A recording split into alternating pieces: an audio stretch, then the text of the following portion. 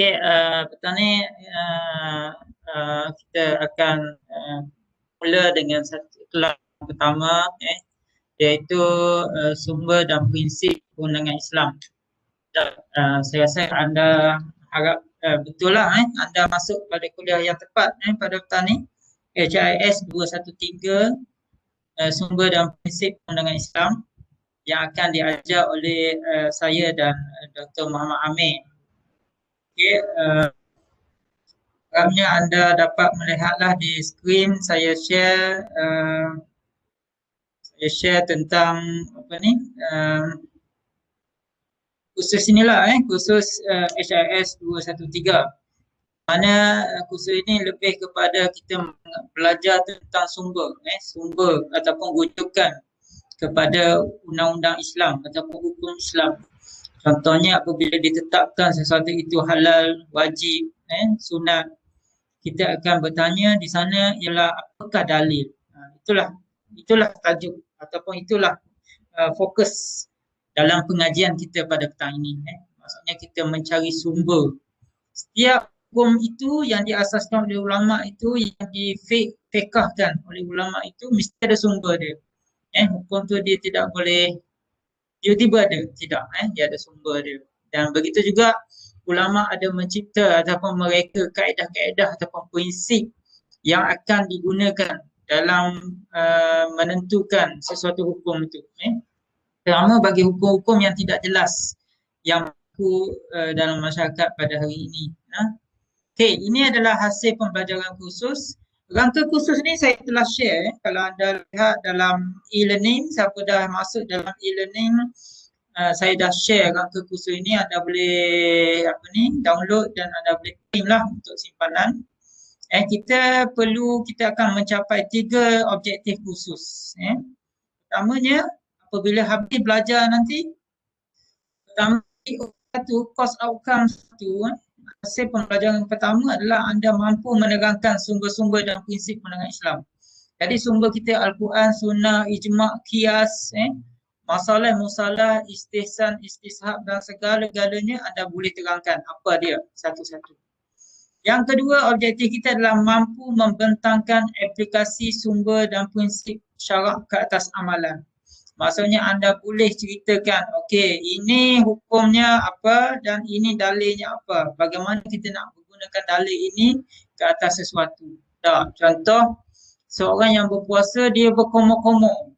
Apa kita kata? Batal puasa sebab berkomor, ataupun kita kata boleh boleh teruskan puasa kerana berkomor, ataupun makruh berpuasa kerana berkomor. Di situ anda perlu akan mampulah untuk menjelaskan aplikasi sumber itu. Yang ketiga, mampu menyesuaikan keputusan hukum syarak yang selari dengan maqasid, nilai etika, moral dan profesional. Maksudnya apabila sesuatu keputusan itu nak diputuskan, dia mesti selari dengan maqasid. Contoh, kalau kita kata hari ini kemungkinan berlakunya pilihan raya lagi, contoh kan. Adakah pilihan raya jika dilaksanakan itu wajib buat juga ke pilihan raya, ataupun boleh ditangguhkan ataupun sunat ditangguhkan kerana maqasid. Contoh mereka yang berada di Selangor, Kuala Lumpur dan Putrajaya sekarang dah kena turun balik. So adakah dari segi maqasid apa yang nak dicapai? So apabila dikuat kuasakan undang-undang, adakah undang-undang itu adil dan sebagainya. So di situlah anda akan mampu menyesuaikan keputusan hukum syarak yang selari dengan maqasid dan sebagainya. Okey, ini adalah tenaga pengajar. Anda akan diajar oleh saya selama 7 minggu dan juga Dr. Amir selama 7 minggu yang kedua. Itu adalah nombor sambungan saya dan juga email jika anda ingin bertanya sesuatu lah. Tapi senang sekali, kalau anda ada masalah, tanya sahaja di dalam grup WhatsApp, grup WhatsApp kita HIS 213 semester 201. Okey, boleh dengar Ini adalah kuliah dan tutorial kita Selasa dan Rabu. Kuliah kita hari ini pukul 4, besok pukul 3. Dan saya ada 3 tarikh, 3 masa untuk tutorial. Nanti saya akan masukkan dalam e-learning. Anda pilih di dalam e-learning anda nak masuk yang mana satu, sama ada anda nak masuk hari Isnin pukul 3 petang, ataupun anda nak masuk hari Selasa pukul 2 petang, ataupun anda nak masuk hari Rabu pukul 12 tengah hari. Up to you. Yang mana anda free satu saja, jangan masuk semua tutorial tu, anda hanya masuk salah satu saja. Okey, nanti saya akan letak dalam e-learning pilihan untuk masuk kelas. Okey, oleh kerana kita semua kelas kita adalah online sehingga 7 Disember, so saya rasa tak ada masalah lah untuk anda hadir ke kuliah dan tutorial. Saya rasa tak ada masalah lah, just on laptop sajalah. Cuma anda kena pastikan anda mempunyai gadget yang gagah lah. Dan sesiapa yang ada masalah boleh maklumkan untuk kita ambil tindakan lah, untuk saya showkan kepada pihak bahagian hal ehwal pelajar untuk bantu anda. Tapi setakat ni bantuannya saya rasa yes tu lah, channel yes tu. Ataupun jika anda ada masalah juga, internet ada masalah, memang tak boleh buka, tak boleh download dan sebagainya, saya rasa anda boleh mohon untuk balik ke kampus.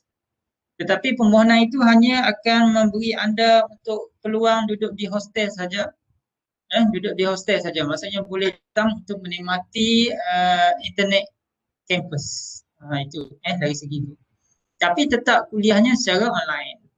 Okay, ini adalah perancangan kuliah dan tutorial kita, di mana hari ini kita akan cuba bincangkan tentang pengenalan ilmu usul fiqh hari ini dan esok. Di mana apakah sumber hukum Islam, apa yang berlaku pada zaman Rasulullah, bagaimana Rasulullah mencari sumber hukum, bagaimana sumber di zaman sahabat dan selepasnya. Kemudian pada minggu kedua kita bincang tentang hukum taklifi dan hukum wadai. Hukum taklifi adalah hukum yang bersifat wajib, sunat, haram, makruh dan harus. Yang itu kita bincang. Bila hukum tu jadi wajib? Bila hukum tu jadi sunat? Bila hukum tu jadi haram, makruh dan harus? Bila? Dah. Kadang kita dengar ada orang kata, hukum ni harus. Sebenarnya dia ada sifir dia, dia ada kaedah dia. Bila dia jadi harus?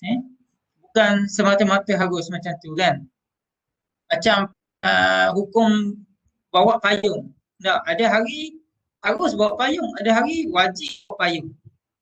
Wajib bawa payung kalau hujan. Sekarang kita musim hujan. Dah. Iaitu apabila kepala, katakan kepala seseorang tu ada pembedahan. Ada luka contohnya. Kalau kena air hujan, dia mati. So, hukum dia pakai payung wajib untuk menutup kepala dia daripada kena hujan. Kalau dia tak pakai payung, dia dianggap bunuh diri. Sebab apa? Sebab dia tahu. Doktor dah cakap dah, kalau tak pakai payung, kena hujan je kat kepala bekas ni, dia akan bernanah dalam masa seminggu anda mati. Confirm, betul kata. Dia kata, okey doktor, lepas tu hujan dia tak pakai payung. So hukum dia adalah wajib, haram dia tak pakai payung. Tapi kalau kita semua ni yang sehat, tak ada apa ni, harus sajalah. Tak. Mungkin makruh sebab membasahkan baju dengan sengaja. Nampak tak hukum? Hukum itu dia akan bergerak. Ini kita akan bincanglah dalam pembagian hukum fikih. Yang minggu ketiga kita akan bincang hukum wadai, hukum yang diletakkan, iaitu dia ada berapa sebab. Pertama sebab, syarat, halangan, azimah dan rukhsah. Contoh hukum wadai adalah apabila masuk je waktu zuhur, kita wajib sembahyang zuhur. Sebab kan, boleh tak kita nak sembahyang zuhur pukul 2 pagi? Sebab kita kata 2 pagi lah best sembahyang zuhur sebab teduh pula, nyaman, sejuk kan. Anda tengah-tengah study, sembahyang zuhur pukul 2 pagi. Boleh tak? Tidak kan, sebab wajibnya adalah pada waktu zuhur, iaitu selepas tergelincirnya matahari sehingga bayang tu panjang lebih daripada badan. Tak. Sebab dia. So hukum wadai ini kita tak boleh ubah-ubah sebab Allah dah tetap dah. Boleh tak kita nak puasa pada bulan Syawal? Tak naklah bulan Ramadan contoh kita kata kan. Sebab apa nak puasa bulan Syawal? Sebab bulan Syawal ni dugaan dia lagi hebat. Sebab banyak rumah terbuka. So dia kata dia nak puasa bulan Syawal lah. Boleh tak? Tak boleh. Sebab itu hukum wadai, hukum yang Allah tetapkan. Kita wajib puasa pada bulan Ramadan. Itu yang kena tahu. Kemudian kita akan bincang perbuatan mukallaf. Perbuatan mukallaf. Adakah manusia ni dikira sama dari segi hukum? Contohnya budak-budak umur 2 tahun. Jom dek pergi solat Jumaat. Budak 2 tahun ajak solat Jumaat. Tidaklah kan. Jadi seseorang itu apabila dinamakan dia mukallaf, bila? yang mewajibkan dia. Di sini kita akan belajar. Orang gila kan, orang gila jalan tepi jalan tak pakai baju, berbogel. Anda kata, oi pakcik yang gila itu sila pakai baju kan, jangan buka aurat. Boleh tak? Sebab so dia gila kan, dia tidak menanggung segala taklif ataupun tanggungjawab. Di sini kita akan bincang sejauh mana seorang individu itu, mukallaf itu, dia bebas daripada taklif dan dia tak bebas daripada taklif. Macam hari tu masa zaman PKP yang hari tu kan, kita semua tak wajib solat Jumaat.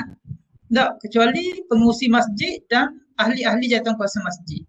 Tak, kalau kita kata, saya ni sihat, duduk kat rumah, makan tidur, tengok TV, makan tidur. Sebab PKP punya pasal kan.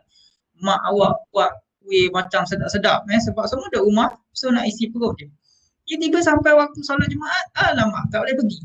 Adakah kita berdosa atau tidak? So, di situlah kita akan bincang dari segi perbuatan mukallaf ataupun tanggungjawab mukallaf dalam hukum Islam. So, pada ketiga inilah juga kita akan start kelas tutorial. Kelas tutorial. Jadi, mungkin hari ni atau besok ikut saya sempat lah. Saya akan masukkan e-learning. So, anda akan pilih kelas tutorial. So, minggu ketiga baru kita start. Dan anda akan masuk, nanti saya bagi jadual, saya bagi link untuk kelas tutorial tu. Anda masuk ikut kelas yang anda daftarkan. Dan kalau boleh anda masuk ikut geng anda lah, senang. Sebab kelas tutorial ni nanti saya nak pecah kumpulan. Saya nak buat kumpulan. Jadi kalau anda ada kawan-kawan, kalau boleh duduk dalam kumpulan yang sama, senang. Sebab saya nak suruh anda buat kumpulan dan anda buat satu tugasan, jadi senang. Nanti saya tak ada kawan, saya seorang, jadi susah. Okay.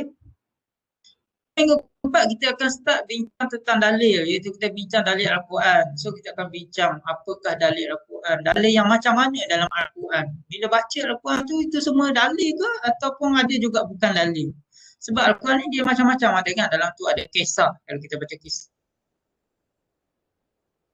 Ayat Al-Quran yang bersifat dalil, dia jadi dalil secara muhkam, secara mujmal, nanti kita belajarlah dalil qat'i, dalil yang kuat dan dalil yang lemah.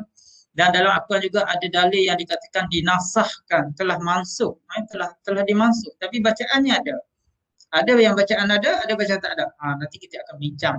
Kemudian minggu kelima kita akan bincang tentang al-sunnah ataupun hadis. Segala sumber yang datang daripada Rasulullah kita akan bincang. Adakah semua yang dikatakan datang daripada Rasulullah itu menjadi dalil? Di situ kita akan belajar. Di situ ada hadis yang bersifat ahad, ada hadis mutawatir, ada hadis yang sahih, hadis hasan, hadis yang maudhu', yang direka dan sebagainya. Jadi setiap hadis-hadis ini dia ada kategori dia ada kekuatan dia. Tidak semua kalau orang kata, oi awak kena pegang ni, ini hadis ni. Kita kena tanya, kalau kita belajar usul fiqh, sumber perundangan Islam, kita kena tanya, hadis itu sahih ke tak sahih? Kalau tak sahih, kita tak wajib ikut. Kalau itu palsu, lagilah tak wajib ikut. Malah berdosa siapa yang mengatakan sesuatu yang bukan hadis tu hadis. So di situ kita akan bincang tentang hadis. Kemudian kita akan bincang sumber yang ketiga adalah ijma'. Ijma' ni ialah bermaksud persepakatan ulama'. Kita akan kata ijma' ulama'. Ulama' telah berijma', telah bersepakat. Kalau ikut undang-undang Islam ataupun hukum Islam, apabila sesuatu perkara itu ijma' di kalangan ulama', dia akan menjadi dalil yang kuat. Dalil yang kuat. Contoh ialah yang paling senang, dadah. Penyalahgunaan dadah. Seorang yang ada heroin, dia buat air kopi dengan heroin. Contoh dah. Mati kot kalau sebab dos yang besar kan. Apabila dia menyalahgunakan dadah untuk khayal dan sebagainya, hukumnya haram. Kita kata itu adalah ijma'. Sebab dadah dia tak ada dalam Al-Quran. Sumber-sumber ijma' ni dia sumber yang tak ada dalam Al-Quran dan dalam hadis. Sebab kalau dia ada, kita akan kata dalil bukti itu daripada Al-Quran ataupun hadis. So apabila satu perkara itu tak ada dalam Al-Quran dan hadis, tetapi ulama' melihatnya sebagai berbahaya ataupun ulama' melihatnya sebagai baik, maka ulama' akan berijma', bersepakat. Tak ada orang kata dadah ni, menyalahgunakan dadah ni baik untuk kesihatan, tak ada kan. Melainkan tapi kena guna ayat penyalahgunaan lah. Kalau dadah saja dia tak ada masalah kan. Ada orang buat dadah untuk ubat batuk, ada orang buat bukan syarikat lah untuk mengobati batuk kan, mengobati demam dan sebagainya, paracetamol dan sebagainya. So itu ijma' yang kita akan belajar. Kemudian kita akan belajar kias. Kias ni adalah analogi perbandingan. Banding antara kes yang ada nas dengan kes yang tak ada nas. Tak, contoh senang apa dia? Kias. Kias yang paling senang ialah kias lumba haram. Lumba haram naik motor laju tapi dia tak ada lesen, tak ada apa panggil, tak ada, dia tak masuk pertandingan, dia haram. So itu kita kata dia adalah ibarat membunuh diri lah. Sebab apa bunuh diri? Sebab kalau dia accident mati katak lah. So itu kias. Lepas tu kita cuti semester, dan selepas cuti semester ni lah kalau COVID menurun kepada tunggal balik ataupun habis settle, tak ada COVID langsung, maka anda semua dikenaki kembali ke kampus lah. Itu setakat ini apa yang dipegang oleh universiti. Pendirian universiti ialah semua pelajar akan kembali ke kampus pada 7/12 untuk minggu yang ke-9. Sama ada anda tahun 1, tahun 2, tahun 3, tahun 4, semua welcome lah. USM, kembali ke USM semula. So pada minggu ke-9 akan diambil alih oleh Dr. Muhammad Amir. So Dr. Muhammad Amir akan anda istishab dan istihsan pada minggu itu. Saya bagi sepintas lalulah, hari ini sinopsis. Iaitu istishab ni ialah kita menganggap sesuatu itu kekal hukum dia. Itu istishab. Contohnya macam ni. Anda sembahyang zuhur tadi kan? Anda sembahyang zuhur, anda dah ambil wuduk. Sekarang ni pukul 4, saat lagi je asar. So selepas kelas kita katakan, anda kata aku tak kentut lagi ni. Jadi dia pun terus solat asar tanpa ambil wuduk. So dengan keyakinan dia bahawa wuduk yang diambil semasa zuhur tadi masih ada. Itu istishab. Istishab ialah sesuatu hukum yang kita kekalkan keadaan dia sehingga ada dalil yang menafikan. Apa dalil dia? Kentut. Apa dalil dia? Dia pergi sentuh yang bukan mahram dia. Apa dalil lain? Dia pergi buang air kecil. Itu yang membatalkan wuduk lah. So istishab ni ialah apa saja yang tidak ada dalil yang mengubah keadaan asal dia. Macam seorang wanita juga, asal dia belum kahwin, tiba-tiba ada orang lelaki datang kata, awak isteri saya, apa bukti dia? Kalau dia tak gagal membuktikan dengan surat nikah apa dia, perempuan itu yang dituduh isteri itu masih bujang, masih anak dara. Itu maksud istishab. Kemudian istihsan. Istihsan ni adalah satu bentuk pengecualian kepada hukum yang lain. Dia dianggap dalam definisinya istihsan adalah kita anggap satu itu baik. Contoh, orang yang makan dan minum pada bulan puasa, yang lupa, bukan makan minum dengan. Kalau ikut hukum kaedah asal dia, sesiapa yang makan pada tengah hari ataupun pada siang hari bulan Ramadan, kata batal lah puasa sebab anda membuat sesuatu yang membatalkan puasa di siang hari. Tapi dia lupa.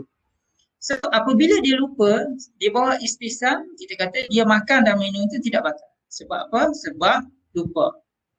Kemudian anda belajar pada minggu 10 musalah daripada perkataan yang satunya adalah maslahat. Maslahat biasa dengar kot, iaitu kebaikan, satu kepentingan. Contohnya bina penjara ada kebaikan. Macam anda duduk kat kampus, kita katakan buat lorong pejalan kaki ataupun di pejalan kaki tu dia buat atap. Kalau orang tanya, apa hukum buat atap ni? Tak ada apa-apa hukum. Tak ada dalam Al-Quran, tak ada dalam hadis. Tak ada Al-Quran, tak ada dalam hadis, salah lah. Tidak. Apabila tak ada hukum tetapi dia baik, kita akan kata itu adalah satu bentuk masalah. So kalau universiti nak buat gerai untuk student membaca buku, atau buat atap sepanjangnya daripada restu sana sampailah ke USM, ke sana, ke padang bola katakan. Senang pelajar nak datang tengok bola, dia jalan kaki je ikut bawah atap tu. Itu masalah. Kemudian anda belajar tentang uruf. Uruf ni bermaksud adat ataupun uruf adalah something yang diketahui. Sama juga dengan perkataan adat, sesuatu yang berulang-ulang. Jadi sesuatu yang berulang ini ataupun yang diketahui ini juga dia adalah satu sumber hukum. Contoh, contoh uruf yang kita boleh kata sumber hukum, contohnya kalau orang datang tengok baby yang baru lahir kan, orang yang baru melahirkan anak, dia datang tengok baby, biasanya dia akan bagi duit ataupun dia beli baju hadiah ataupun dia beli kelengkapan baby. Tiba-tiba ada orang yang kaya, maksudnya dia mampu lah, dia datang tak buat apa-apa. Datang melenggang je kan. Kedekut. Nah, kedekut lah kita kata. So, dari segi orang kata, dia ni datang tak buat apa. Tak. Bukannya kita nak menagih sesuatu, tapi secara urufnya orang macam ni akan dikutuk. Dikutuk itulah makruh lah. Rupanya makruh. Sebab apa? Kedekut. Kedekut. Belilah baju selai baru RM5 contoh kan. Jadi uruf itu yang mesti datang satu majlis bawa hadiah itu adalah menunjukkan hukum sumber yang kita dasarkan. Kemudian kita akan belajar tentang syariat Nabi terdahulu. Adakah kita umat Nabi Muhammad kita wajib ikut syariat Nabi Ibrahim? Adakah kita wajib ikut syariat Nabi Musa yang ada dalam surah dalam Al-Quran itu kan, surah Yusuf dan sebagainya. So itu akan dibincangkan. Kemudian minggu ke-12 anda akan belajar juga tentang fatwa sifat. Contohnya anda baca-baca buku Sayyidina Abu Bakar berkata, baca-baca buku Sayyidina Ali ada kata, Sayyidina Umar ada kata. So dalam fikiran kita, aku kena ikut ke Sayyidina Ali kata ni? Itu soalan dia. Saya kena ikut Sayyidina Ali ataupun saya hanya ikut Rasulullah saja kata. Okey, itu yang kita bincangkan. Yang ke-14, minggu yang ke-12, tajuk yang ke-14 kita akan bincang ijtihad. Ijtihad ni adalah usaha mengeluarkan pandangan. Kemudian anda akan bincang taklid. Taklid ni dia tak usaha keluarkan pandangan tapi dia mengikut, ikut membuta tuli. Kemudian kita akan bincang ittiba'. Ittiba' ni dia ikut tapi berlawanan dengan taklid. Taklid ni dia ikut buta. Ittiba' ni dia ikut dengan tahu hukum, dengan tahu dalil. Kemudian kita akan bincang talfiq. Talfiq ni apa pula? Talfiq ni dia campur-campur.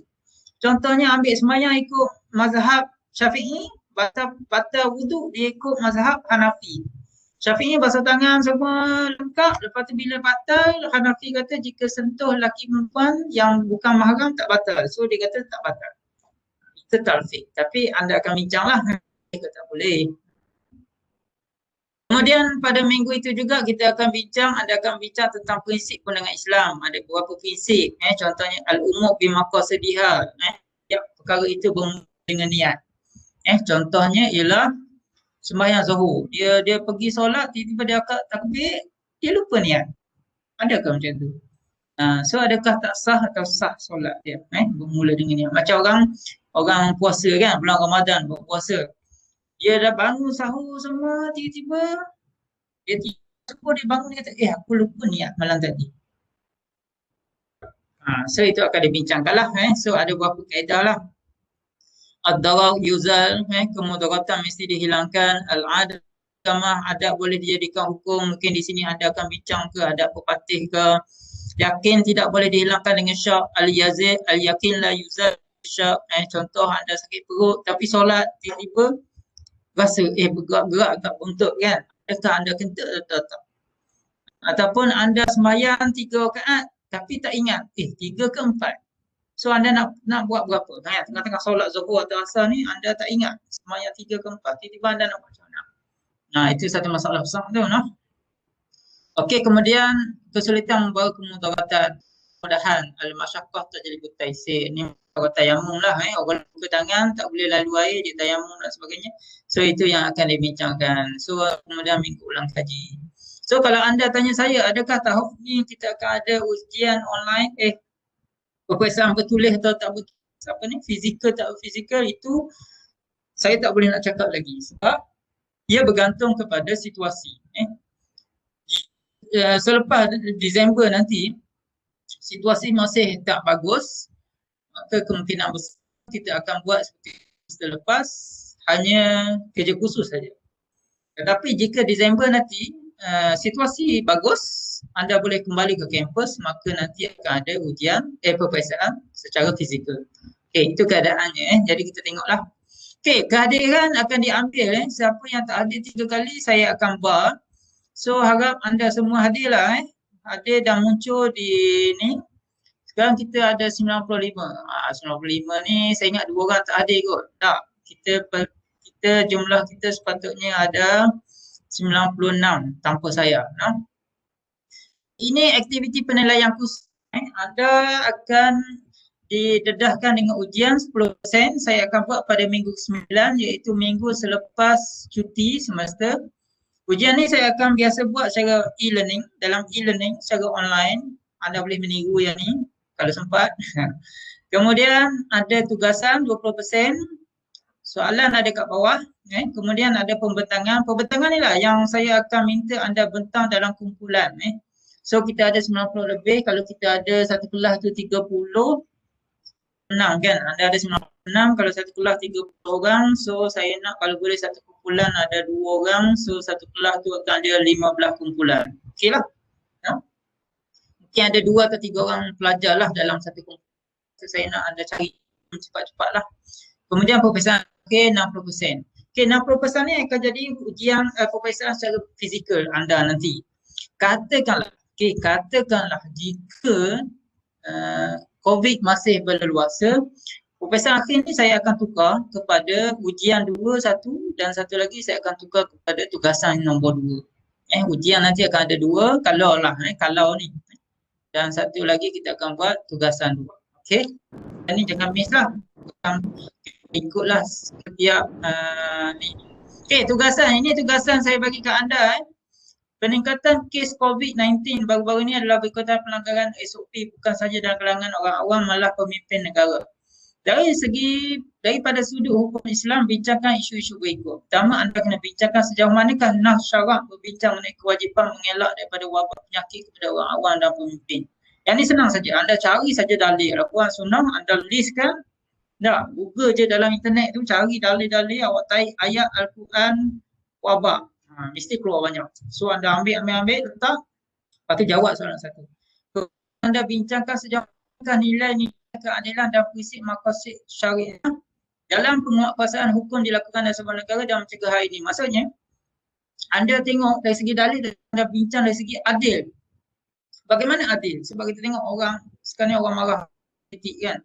So biar adil lah, prinsip adil yang pertama, yang kedua prinsip maqasid. Maqasidnya adalah objektif ataupun tujuan. Kenapa syarak suruh bila ada wabak satu tempat jangan masuk dan siapa yang duduk dalam jangan keluar supaya tak merebak. Yang tu anda cari.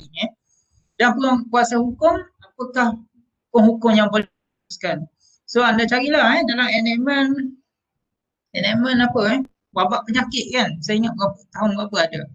Okay, so ini markah So senang saja sebab pelajar kadang untuk kerja khusus ni lah anda boleh skor kalau boleh semua dapat A lah kalau boleh. No? Senang saja kami dah buat rubrik dah bagaimana anda nak skor. So mesti ada muka depan, mesti ada pengenalan, mesti ada isi kandungan, mesti ada bab, mesti ada tajuk kecil, mesti ada konsep apa yang nak bincang. Contohnya konsep cegah penyakit ke, konsep keadilan ke, anda buatlah daripada ayat-ayat saya tu. Kemudian buat kesimpulan sikit, kemudian buat penutup, kemudian buat rujukan, dah siap. Anda boleh dapat 20%, koma-koma pun anda boleh dapat 17%. Jangan buat cincai, so anda dapatlah 10 ke 9, rugilah kat situ. No?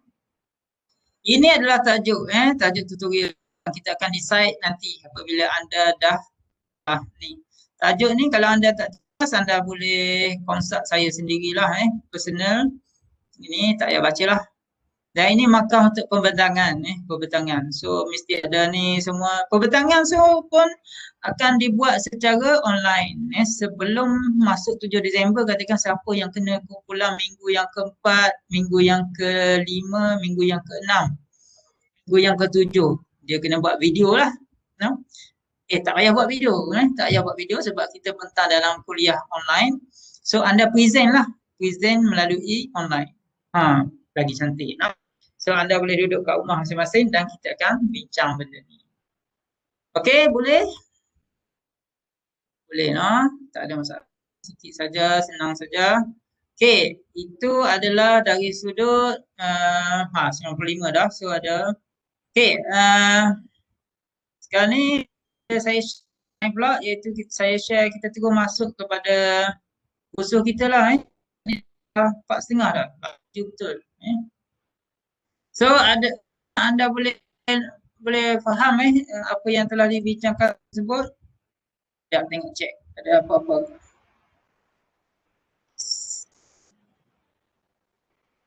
Okey, Ini adalah saya yang ni anda boleh ambil juga dalam internet pula dah. Dalam e-learning anda boleh tengok dalam e-learning tentang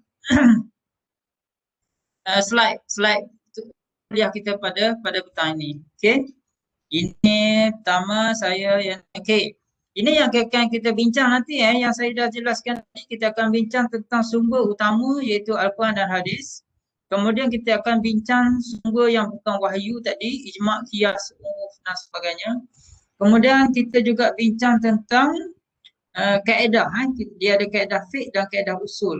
Nanti kalau awak rasa pening, sabar dulu sebab nanti kita akan bincang. Dan kita akan bincang tentang kewenangan Islam dari segi perbuatan mukallaf tadi. Sebab kita hanya bincang, bila kita sebut fiqh ni, kita akan bincang benda-benda yang luar saja, yang lahiriah, yang boleh nampak. Kita akan bincang dalam sumber dan prinsip kewenangan Islam. Pertamanya, istilah yang berkaitannya adalah dengan syariat. Apabila kita sebut syariat ni, ialah mesti sesuatu yang datang daripada Allah SWT. Iaitu Al-Quran dan Al-Hadis. Syariat kan. Sebab Al-Quran ni bagi siapa yang pernah ambil pengantar hukum Islam, dia tahu dah. Al-Quran adalah yang datang secara bertulis. Bertulis pula dah. Yang makna lafaz itu daripada Allah SWT. Tetapi kalau hadis, dia datang dengan makna sahaja. Lafaz itu ditutupkan oleh Nabi. Jadi segala apa yang datang daripada Al-Quran itu, segala apa yang datang daripada dalam Al-Quran itu dan hadis itu akan menjadi sumber kita. Itulah sumber hukum Islam. Jadi segala hari ini mujtahid, mufti, apabila dia nak keluarkan satu hukum, dia nak kata hukum ni halal, haram, makruh dan sebagainya, dia wajib kepada Al-Quran ataupun Al-Hadis. Okey. Kedua istilah yang anda kena faham adalah fiqh atau fiqh. Bahasa Melayu sebut fiqh atau fiqh. Fiqh ni bermaksud faham. Apabila ulama tadi dia merujuk kepada Al-Quran ataupun dia merujuk kepada Al-Hadis. Kan, ulama kita ni akhir zaman yang faham benar-benar yang difahamkan oleh malaikat Jibril hanya kepada Nabi Muhammad SAW. Nabi yang menjelaskan Al-Quran. Sebab tu zaman Nabi hadis itu adalah sebagai penjelas kepada Al-Quran. Tetapi kita akhir zaman ni yang selain daripada kita belajar, kefahaman ulama daripada belajar itu dalam memahami Al-Quran dan dalam memahami hadis, itu kita namakan dia fiqh. Sebab tu anda biasa dengar fiqh Syafi'i, fiqh Hanafi, fiqh Maliki, fiqh Hambali. Fiqh Syafi'i, orang Syafi'i, cara dia faham macam ni. So dia ada fiqh Syafi'i. Fiqh Maliki, mazhab Maliki dia ada fiqh dia. Mazhab Hanafi dia ada fiqh dia. Mazhab even Syiah dia ada fiqh dia. Sebab tu anda dengar kan, Hanafi kata tak batal wuduk macam ni. Tak batal wuduk. Lelaki sentuh wanita yang bukan mahram tanpa nafsu tak batal wuduk. Itu adalah fiqh dia. Kita Syafi'i kita kata mana boleh tak batal? Batal. Itu fiqh dia. Fiqh inilah bermaksud apa yang ulama faham. Begitu juga kalau anda tengok akhir zaman ni kan, ada setengah ulama yang duduk dalam parti politik tu, politik A, politik B. Politik A, ulama yang duduk kata tak boleh, yang ni haram, yang ni kata tidak haram, yang ni kata wajib ni, yang ni kata tak wajib kan. Malah kalau siapa tengok fatwa Perlis dia dengan negeri-negeri lain di Malaysia pun dia ada beza. Itu fake lah tu. Kenapa kalau kita kenapa Perlis beza? Maksudnya contoh hari tu kes apa?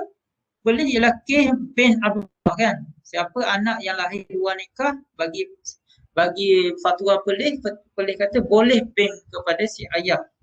Tapi lain kata kalau anak luar nikah tak boleh bin ayah yang kahwin tu, kena bin kan Abdullah. So kita dah nampak dah beza ni, kenapa beza? Itulah fiqh. Fiqh ni adalah kefahaman. Bagi seorang ulama ataupun organisasi itu memahami hukum Islam itu dan dia melaksanakan hukum Islam itu, itulah fiqh. Itulah fiqh. Yang ketiga ialah yang kita bincang dalam sumber kewenangan Islam adalah hukum. Hukum ini adalah hasilan ataupun yang berkaitan dengan kita panggil khitab. Khitab syar'i bermaksud apa yang Al-Quran dan hadis nak kata. Al-Quran kalau kita kata kan, ya ayyuhallazina amanu la ta'kulu amwalakum bainakum bil batil.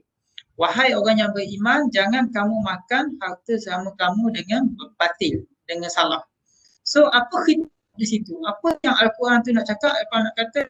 Haram ni makan sesuatu yang batil, sesuatu sumber yang haram. Haram ambil rasuah, haram mencuri, haram. Ya, dia ambil nasi dekat kafe ke apa, dia sembunyikan udang seekor bawah sayur. Dia tak sayur, dia letak udang, dia tak sayur, dia sembunyi. Jadi makcik dah nampak, sayur je makan. Alah, jimatnya awak makan sayur je. Dia pencah RM2 je. Padahal ada udang besar dalam simpan. So, la ta'kulu amwalakum bainakum bil batil. So, di situ khitabnya siapa yang cuba mencuri, hukum dia haram. Itu yang kita akan bincang. Jadi, dari segi list ni yang saya senaraikan ni, so syariah tu adalah dalil Al-Quran dan Sunnah.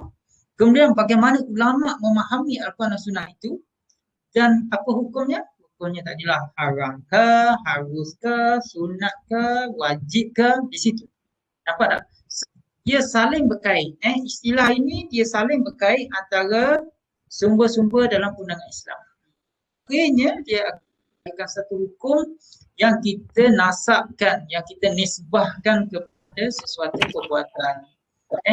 Sebab itulah sesuatu perbuatan itu dia perbuatan kita manusia ni kalau berdasarkan kaedah hukum ini dia tidak saja macam anda datang kuliah.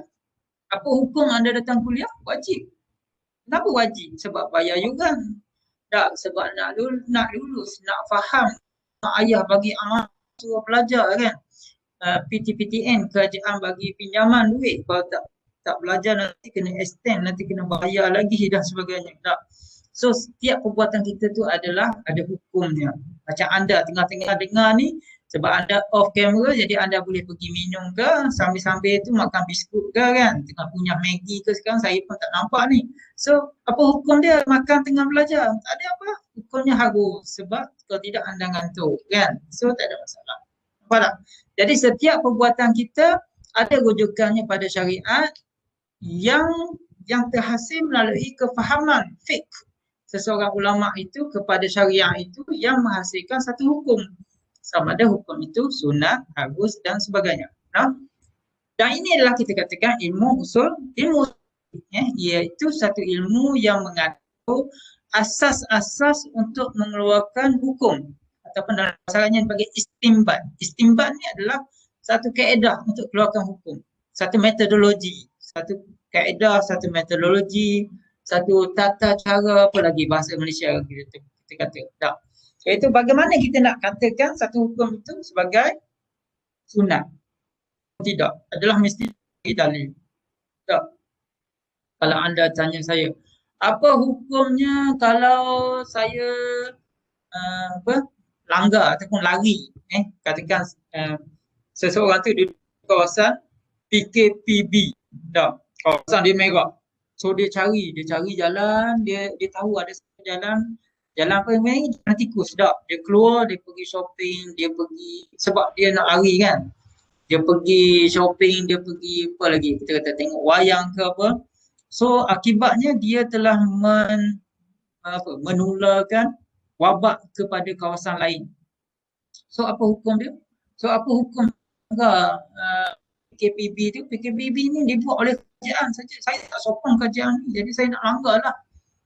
Dia bukan isu dia tak sokong kerajaan ni. Isunya adalah adakah kerajaan melaksanakan PKPB itu di kawasan yang merah kalau kita kata kerana mengelakkan ataupun mengelak daripada tersebarnya wabak. Jadi hukumnya siapa yang melanggar itu adalah dosa. Saya akan kata kerana kemungkinan dia akan menyebarkan wabak ke kawasan lain. So hukum berdosa itu adalah haram. Di situ kita akan keluarkan. So apa dalil ni? Dalilnya adalah apa yang Rasulullah kata, siapa yang berada di satu tempat yang ada wabak, dia tak boleh masuk di kawasan itu, dan siapa yang duduk di kawasan itu dia tak boleh keluar daripada kawasan itu. Apa maksud Rasulullah kata begitu? Itulah maksud khitab ataupun maqasid yang Rasulullah kata ialah untuk mengelak penyebaran wabak ataupun mengelak daripada berlakunya jangkitan penyakit secara berleluasa. So itulah yang kita bincang dalam ilmu usul fiqh ataupun ilmu perundangan Islam ini, ilmu sumber perundangan Islam. So bila munculnya ilmu perundangan Islam ini, dia muncul dengan munculnya fiqh. Bila fiqh muncul? Muncul fiqh adalah apabila seseorang itu cuba membaca ataupun cuba memahami syariat, iaitu Al-Quran dan Sunnah. Apabila seorang itu baca Al-Quran dan Sunnah, macam saya kata tadi kan, ya ayyuhallazina amanu apa? Ya ayyuhallazina amanu la taqulu amwalakum bainakum bil batil. Contoh, dia baca. So secara tak langsung dia akan muncul kefahamannya. Maka bila muncul kefahamannya, maka akan muncullah usul fiqh itu. Kerana dia akan tanya, adakah ayat ni telah dimasukkan? Adakah ayat ini hanya ditujukan kepada umat Nabi Muhammad ataupun ayat ni sebenarnya adalah kisah semasa Nabi Musa dahulu? Kan? Macam saya kata tadi, dalam Al-Quran tu dia ada banyak kisah, dia ada ayat tentang akidah, dia ada ayat tentang ekonomi, dia ada ayat tentang apa, kisah-kisah Nabi-Nabi dahulu, dia ada kisah apa-apa. Adakah ayat ini berkait dengan kisah Nabi dulu ataupun memang untuk kita umat Muhammad? So di situlah kita akan bincang tentang usul fiqh. So usul fiqh dia akan bincang apakah hukum. So macam tadilah, jangan kamu makan harta yang batil. Apa hukum dia? Hukum dia kenyang. Tidak. Kita tak bincang hukum kenyang. Kita akan bincang apakah hukum dia memakan harta secara batil, hukumnya haram. Kenapa haram? Kerana dia menipu.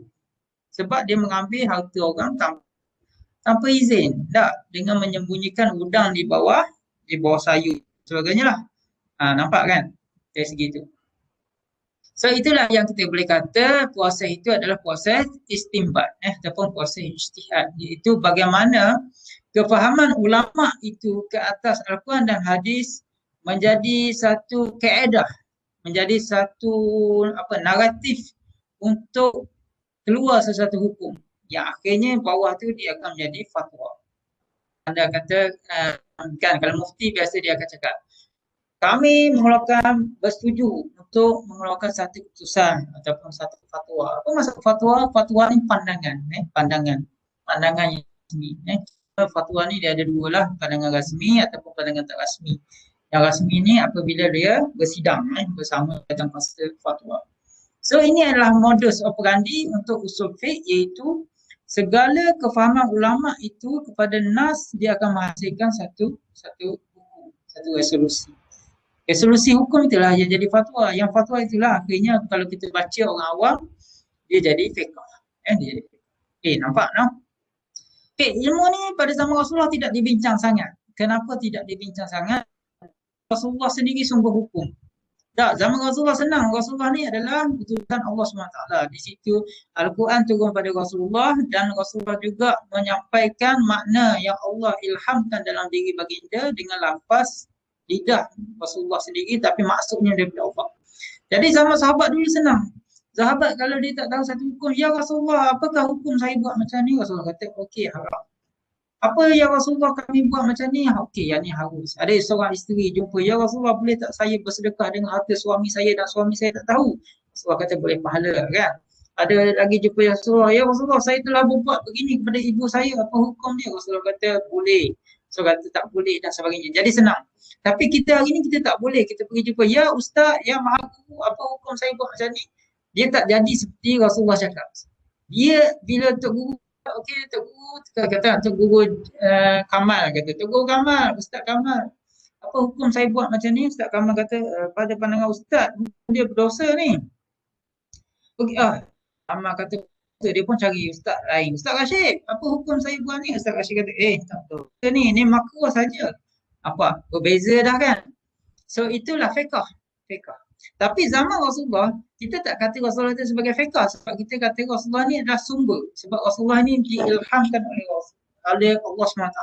Jadi segala yang dikeluarkan oleh Rasulullah itu daripada mulut dia, daripada perbuatan dia, dia akan jadi hadis kan? Dia akan jadi sunnah.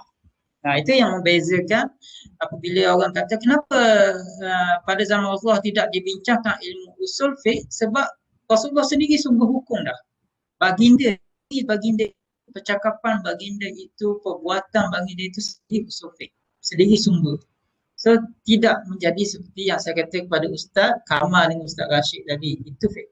Okay? Sebab Rasulullah kalau dia tak tahu, dia akan terima wahyu ataupun menunggu wahyu. Kalau anda baca kan, Rasulullah menunggu wahyu dan sebagainya. Jadi segala apa yang datang daripada Nabi dia akan jadi sumber yang utama, dia akan menjadi rujukan yang terus. Tak boleh lah bila Rasulullah kata okey hukumnya adalah haram ni, anda tak boleh buat macam ni, anda kan, ataupun Rasulullah kata siapa yang buang duri di jalanan dia akan dapat pahala kerana dia mengini. Tiba-tiba ada seorang sahabat kata ya Rasulullah anda salah, bolehkah kata macam tu? So tak boleh. Tak boleh. Kita boleh kata ya Ustaz mungkin Ustaz faham kot ataupun mungkin Ustaz silap hukum. Okey, boleh lagi sebab itu fiqh kefahaman Ustaz kalau guru zaman sekarang. Tapi zaman Nabi kita tak boleh kata ya Rasulullah awak dah silap ni Rasulullah sebab anda ni tak baca Al-Quran ni. Kan? Tak logik kan. Sebab itu zaman Rasulullah ilmu usul fiqh tidak dibincangkan. Dia tidak, sebab Rasulullah itulah sumber hukum. Sumber hukum. Cuma Rasulullah ada juga lah kalau anda baca surah apa, surah Abasa wa Tawalla contohnya kan, ada juga Rasulullah ada pelakuan-pelakuan yang Rasulullah tersilap buat, tetapi akhirnya ditegur oleh Allah SWT. Jadi kesilapan itu bukan tidak nak kata Rasulullah ni tak bagus ni Rasulullah, tidak, dia juga adalah sebagai teladan, nak teladan. Sebab itu ada juga apabila Rasulullah bermasam muka lalu Allah tegur kenapa bermasam muka kepada orang buta dan sebagainya, itu adalah satu bentuk development of law dalam Islam. Mana perundangan Islam tu dia dinamik, dia berkembang melalui Rasulullah sehinggalah Rasulullah wafat. Sebab itu dalam perundangan Islam, perkembangan perundangan ialah dari zaman Rasulullah dapat wahyu sehingga Rasulullah wafat itu di sana mempunyai 1001 bentuk perkembangan yang menjadi rujukan kita Islam pada akhir ini. Sebab itu Rasulullah di samping dia dapat wahyu, dia juga tunggu wahyu. Sebab Rasulullah kadang dia tak tahu, dia tak boleh keluar hukum spontan kan. So dia tunggu wahyu. Kalau kita kata, Rasulullah kenapa nak tunggu? Cakap je lah kan. Tapi tidaklah, sebab itu Rasulullah ni ialah putusan Allah SWT. Tetapi di sana juga Rasulullah pernah putusan secara syura, secara mujtahid, syura ni, mesyuarat. Dan baginda juga kadang membuat ijtihad baginda dan kadang ditegur salah. Tapi tak ada masalah sebab dibetulkan balik. Itu nak tunjuk dari segi perkembangan ilmu usul fiqh pada zaman Rasulullah yang dia berkembang sesuai dengan kemaksuman baginda dan sesuai dengan akhirnya Allah betulkan dari segi itu. Zaman sahabat berkembang terusnya apabila kewafatan Rasulullah, kita ada sahabat besar dan sahabat kecil. Apa maksud sahabat besar? Sahabat besar ialah sahabat yang dekat dengan Nabi, lazim dengan Nabi, sentiasa duduk sekitar Nabi, seperti Abu Bakar, Umar, Osman, Ali, yang daripada hampir setiap masa dia tak lari daripada Nabi, maksudnya duduk sebelah rumah Nabi contohnya kan, ataupun macam Ali anak saudara, nak buah dia yang duduk dekat dia, ataupun Khadijah kan, Khadijah yang jadi isterinya, sebagainya. So kita panggil itu sahabat. Apa maksud sahabat Sahabat ini ialah mereka yang duduk sezaman dengan Nabi. Yang paling utama adalah dia beriman dengan Nabi. So jangan kata Abu Jahal sahabat Abu Jahal walaupun dia sezaman dengan Nabi, dia tidak beriman. So kita tak kata sahabat. So setiap sahabat Nabi ni dia seorang yang suci. Suci maksudnya adil Adil apa maksud? Suci ni bukan maksud dia tak berdosa, tidak. Tapi maksud dia adil. Kalau senang kita cakap adil lah. Adil ni maksud mereka ni baik. Sahabat ni baik. Itu kalau hadis, kalau diriwayatkan oleh sahabat, kita akan kata hadis tu adalah baik, adalah sahih. Kecuali ada zaman selepas itu yang ada masalah. Okey, sahabat tadi sahabat besar yang dekat dengan Nabi dan kemudian ada sahabat kecil. Sahabat kecil ni dia jauh sikit dengan Nabi. Sama ada dia jarang bergaul dengan Nabi ataupun dia sahabat, dia Islam di zaman Nabi tapi mungkin dia duduk di wilayah lain. Tak, macam kita belajar Rasulullah duduk di Mekah berapa tahun? 13 tahun kan. Kemudian Rasulullah berpindah ke Madinah 10 tahun. Mungkin dia adalah sahabat beriman dengan Nabi semasa di Mekah, kemudian apabila berlakunya hijrah dia pindah ke Madinah, kemudian dia balik ke Mekah katakan. Ataupun dia berpindah ke tempat lain, ataupun dia datang daripada kawasan lain yang terpencil, dia pergi Madinah Islam, kemudian dia kembali ke tempatnya. Maksudnya dia jarang bergaul dengan Nabi. Tapi dia tetap sahabat. Apa pentingnya kita nak tahu besar kecil ataupun sahabat yang dekat dengan Nabi atau tidak, ini ialah pentingnya ialah dari segi kaitan hadis. sahabat besar kalau kita dapat hadis daripada mereka, riwayat mereka lebih kuat, lebih kukuh dan lebih di apa ni, di apa ni nak kata, tidak diragui lah. Dan apabila sahabat kecil yang jauh jarang, mereka jauh jarak sikit dah. Jadi kadang berlakulah isu walaupun sahabat ni adil, semua sahabat ni sama dari segi taraf ni, tapi koleksi hadis sahabat besar lagi banyak. Koleksi sahabat kecil lagi sedikit. Sebab apa? Sebab mereka jarang bergaul dengan Nabi jadi jarang mereka ataupun tak banyak sumber-sumber hadis yang mereka dengar. Jadi sumber pandangan Islam berasaskan sahabat besar lebih banyak daripada sumber pandangan Islam yang didapati ataupun yang diriwayatkan daripada sahabat yang kecil. Dah. Kemudian zaman awal ni sahabat besar ni katakan daripada Abu Bakar, Umar, Uthman, Ali.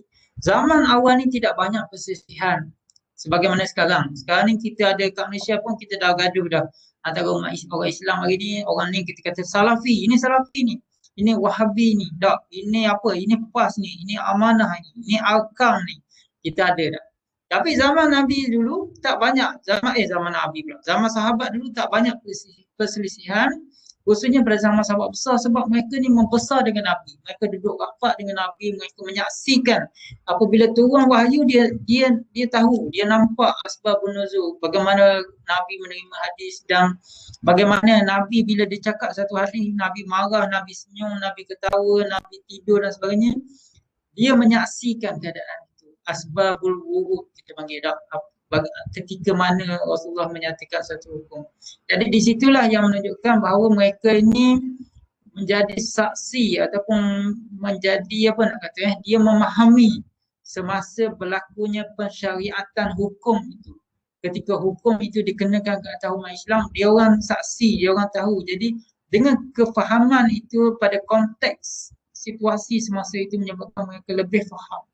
Akibat mereka lebih faham, penetapan satu hukum pada perbuatan-perbuatan manusia pada zaman itu tidak banyak perselisihan. Dan kita kata yang ni boleh, yang ni tak boleh. Zaman dulu tak ada masalah. Sekarang ni orang bising tak? Kalau anda tengok zaman PKP ni dalam media sosial pun masih bising. Kenapa solat ni duduk jauh-jauh? Dia kata ini bercanggah dengan hadis suruh rapat kan. Kalau kita sembahyang jemaah ataupun sembahyang jemaah, kita imam kata rapatkan saf. Dia kata ni akhir zaman ni, nak kiamat dah ni semua jarakkan saf. Tak, dia kena faham lah, kena faham lah konteks, kena faham konteks. Sebab tu dalam Islam, hukum itu dia boleh berubah dengan berubahnya sebab berubahnya keadaan. Tak, dia tak sama. Sebab tu dia hukum, contohnya hukum anda kena solat di waktu. Tak. Tengah-tengah kita pergi masjid nak solat, tiba-tiba jumpa orang nak lemas. Contohnya anda lalu Tasik Harapan, tak. Tasik Harapan tengok ada seorang student nak lemas. Tak apalah, saya nak pergi solat dulu. Lepas saya solat, saya selamatkan awak lah. Boleh tak? Tak boleh kan? Kita kena selamatkanlah dia. Di situ bukan masuk, kalau saya selamatkan dia, saya membesarkan dia daripada membesarkan Allah. Jadi sebaiklah saya pergi sembahyang dulu. Nanti syirik pula saya. Itu salah. Itu kefahaman yang salah. Itulah sebenarnya. Fiqh yang dah salah lah. Bagaimana dia memahami keutamaan nas dengan keutamaan menyelamatkan manusia sampai dia terseleweng begitu. Itu yang menjadikan hari ni orang argue kenapa sembahyang tak boleh duduk dekat. Dia pergi kawasan merah ke kawasan hijau, dia kata kenapa tak boleh pergi solat kat masjid. Ini dah akhir zaman, orang pergi masjid dia tutup pintu masjid. Itu yang perlu kita faham dari segi fiqh. Jadi sahabat ni dia tahu asas-asas tasyri', memahami harap, dia sentiasa melazimi Nabi. Sebab itulah tidak banyak perselisihan. Apa maksud asas-asas tasyri'? Asas-asas tasyri' bermaksud asas-asas yang menyebabkan ataupun yang berlakunya tasyri'. Tasyri' ni ialah pensyariatan ataupun pelaksanaan pandangan Islam. Sebab kalau kita baca, contohnya solat hanya difardukan pada tahun kedua Hijrah contoh. Ya ke? Tidaklah, di Mekah pun ada dah. Di Mekah bila Rasulullah diletak najis dan sebagainya. Puasa, zakat, tahun berbeza tu kan? Tahun berbeza. Puasa pada tahun berapa, zakat pada tahun ke berapa, berbeza. Ada tahun kedua Hijrah, 3 Hijrah, 4 Hijrah dan sebagainya. Baru. So, sahabat menyaksikan. Dan mereka jugalah memahami bahasa Arab yang diturunkan Al-Quran dan Sunnah dalam bahasa itu. Jadi lagilah mereka tak banyak masalah. Kita orang Melayu cakap Jawa semua, Tiba-tiba baca bahasa Arab, bersyarah lebih kalah orang Arab. Tak? Nah, itu masalah kepada kefahaman fiqh kita hari ini. So ini fiqh dia berbeza mengikut tempat, lokasi dan sebagainya. Hinggalah sahabat mengamalkan syura ataupun ijtihad. Di situlah nanti lahirnya pandangan-pandangan sahabat. Adakah pandangan dia mengikat atau tidak. So pandangan sahabat yang bertepatan dengan maksud Al-Quran dia dianggap tepat, betul. Tapi kita akan anggap dia sebagai pentafsir kepada Al-Quran dan sebagainya. Okey, dapat So itulah yang kita akan bincang petang ni. Setakat ini dululah saya rasa sebab masa kita dah hampir kepada pukul 5. Nah. So saya sambung besoklah pukul 3. Nah. Okey. Sampai sini dulu. Terima kasih kerana bersama dalam kuliah petang ini. So nampak yang saya share tadi macam tak ada je yang saya share tadi. Ada tak? Okey, semua kita akan jumpa besok pula. Okey, assalamualaikum warahmatullahi taala wabarakatuh.